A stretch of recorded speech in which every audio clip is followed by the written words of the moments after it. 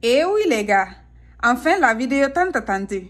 Je me suis lissé les cheveux après plus de 5 ans. Si tu veux savoir comment j'ai réalisé ceci et pourquoi j'ai décidé de me lisser les cheveux, suis jusqu'à la fin.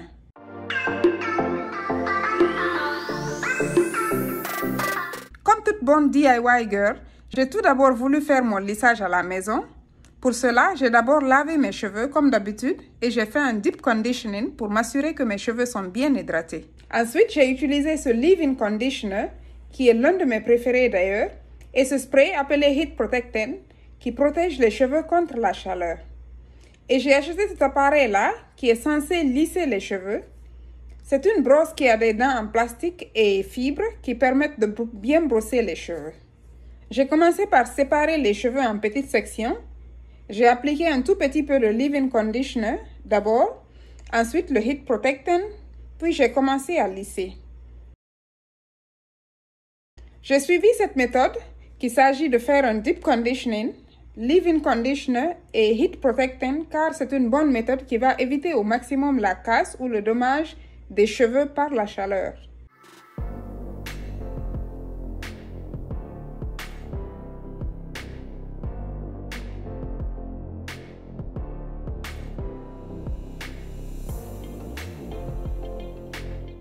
J'ai essayé tous les différents paramètres de la brosse, mais plus je brossais, plus je me rendais compte que ceci est une catastrophe. Mon Dieu, cette brosse ne donne même pas un brushing, il crée juste des frises. J'étais tellement déçue. Pourtant, cette brosse promettait tout à fait le contraire. Et malheureusement, je n'avais pas assez de temps ce jour pour essayer de trouver une solution à ceci.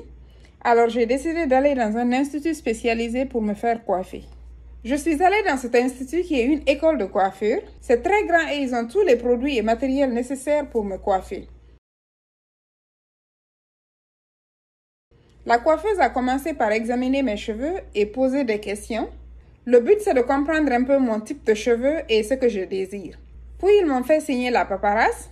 Ensuite, le superviseur est venu pour examiner la situation et donner son feu vert.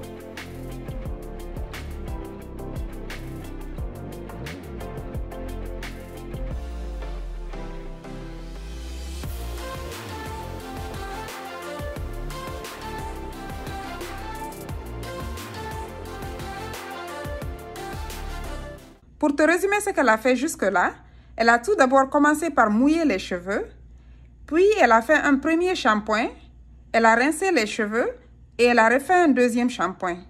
Après avoir rincé ce dernier, elle a appliqué le Deep Conditioner sur mes cheveux, les a couverts avec un plastique, puis m'a mise sous le casque pendant 20 minutes.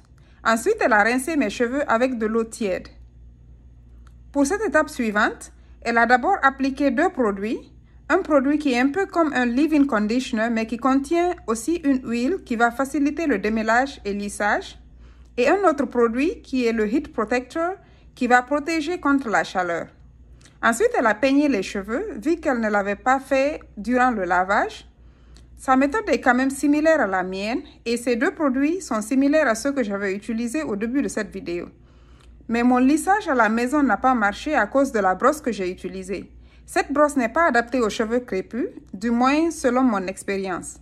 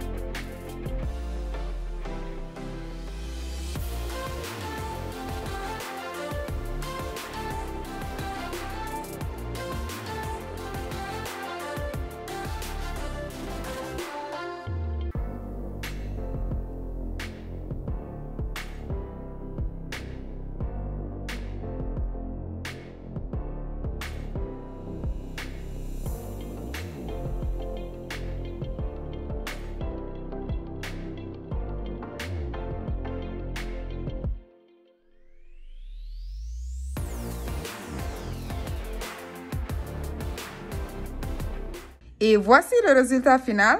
J'avoue que je suis vraiment satisfaite du résultat et aussi de la pousse que j'ai pu accumuler durant ces années. I mean, look at this.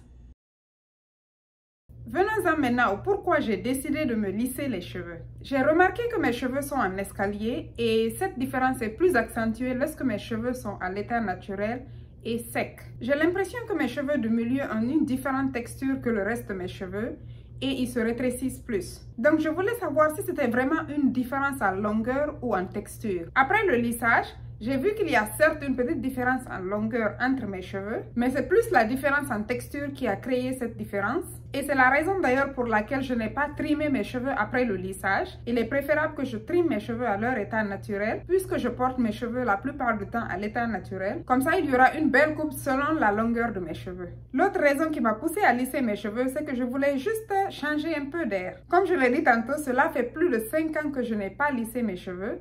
Et j'avais complètement oublié cette sensation. Pour le dommage sur les cheveux, nous avons pris toutes les précautions nécessaires quand même. Je sais qu'il y a toujours des risques, minimes qu'ils soient. J'ai vu des personnes qui ont fait un lissage et qui n'arrivent plus à reformer leurs boucles car les cheveux ont été abîmés par la chaleur. Donc ça, c'est quelque chose qu'il faut garder en tête.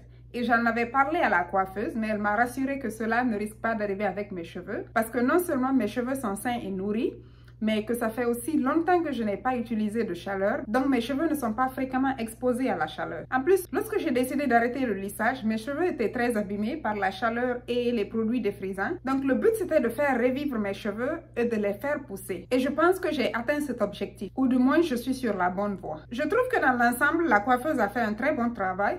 La seule chose que j'aurais peut-être changé dans sa méthode, c'est le fait qu'elle ait peut-être brossé les cheveux après les avoir rincés. Moi, je brosse toujours les cheveux lorsque j'ai un démêlant ou un produit qui permet de démêler les cheveux, car cela facilite le démêlage. Mais elle a quand même pris son temps et a démêlé les cheveux petit à petit, ce qui a évité la casse. Et je suppose aussi que c'est plus facile et pratique pour elle de le faire ainsi, parce que le lavabo était très petit. Et vu la longueur de mes cheveux, ça allait être un peu difficile pour elle. Comme je l'ai dit tantôt, je suis allée dans une école de coiffure. Et la raison pour laquelle j'ai choisi une école de coiffure au lieu d'un salon de coiffure, c'est que les écoles de coiffure en général sont moins chères. Ici, dans un salon de coiffure qui est spécialisé en cheveux naturels, pour ces mêmes services, j'aurais payé à peu près 200 $, peut-être même plus, parce que j'ai fait le shampoing, j'ai fait le deep conditioner et j'ai fait le lissage. Dans les écoles de coiffure, je sais que ce sont des étudiants qui sont en train d'apprendre, mais elles ont quand même de l'expérience et en plus, il y a une supervision.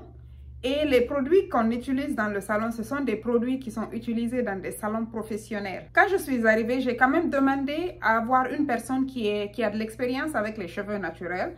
Donc, ma coiffeuse, elle a déjà de l'expérience en plus avec les cheveux naturels. Donc, ça a été un plus pour moi. Je dirais que c'est pratiquement les mêmes services que j'aurais eu dans un salon de coiffure que j'ai eu dans cette école de coiffure. Et la belle chose, les gars, c'est que je n'ai payé que 30 $. Le service m'a coûté seulement 30 $.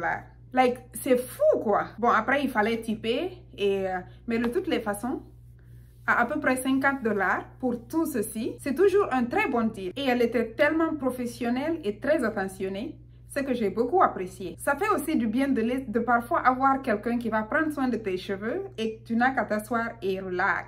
Alors, c'est tout pour cette vidéo. Si tu as aimé cette petite aventure, n'oublie pas de laisser un thumbs up, de t'abonner et d'activer la cloche de notification pour ne rater aucune de mes nouvelles vidéos. Merci d'avoir suivi jusqu'à la fin. On se reprend dans la prochaine vidéo.